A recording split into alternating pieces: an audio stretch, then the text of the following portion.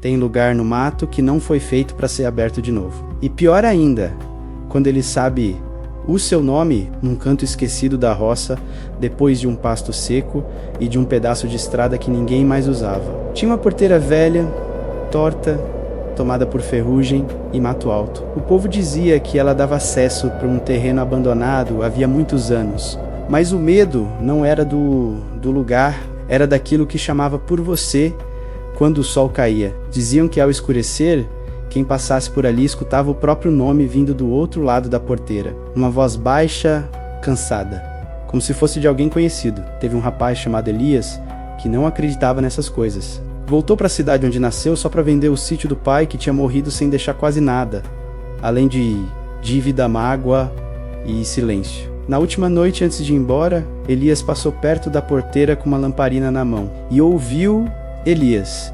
Ele parou na hora, porque não era qualquer voz. Era a voz do pai, baixa, rouca, do jeitinho que ele lembrava. A voz chamou de novo: Elias, abre, eu preciso te mostrar uma coisa.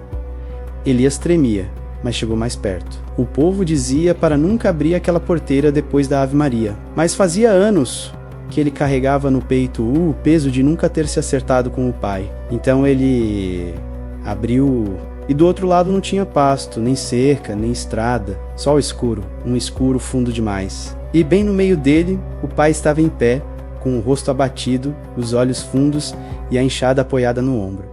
Elias chorou na mesma hora. Quis correr para abraçar o velho, mas antes que desse um passo, o pai falou: eu não te chamei para me seguir, eu te chamei para te avisar que naquela noite quem fechou essa porteira não fui eu, foi você. No outro dia, encontraram Elias ajoelhado diante da porteira, em silêncio, com a mão no cadeado e o rosto molhado de choro. Depois disso, ele nunca mais vendeu o sítio e jamais contou o que viu no escuro. Só mandou arrancar a porteira e queimar tudo. Mas dizem que em certas noites a voz ainda chama, e sempre pelo nome certo, e você teria coragem de abrir uma porteira se escutasse a voz de alguém que já morreu te chamando? Conta aqui nos comentários o que você faria. Curte, compartilha e segue a gente para mais causos que o povo nunca esqueceu. Obrigado de coração a todo mundo que assistiu até aqui. E um muitíssimo obrigado aos novos inscritos. Sejam muito bem-vindos ao Canto da Prosa.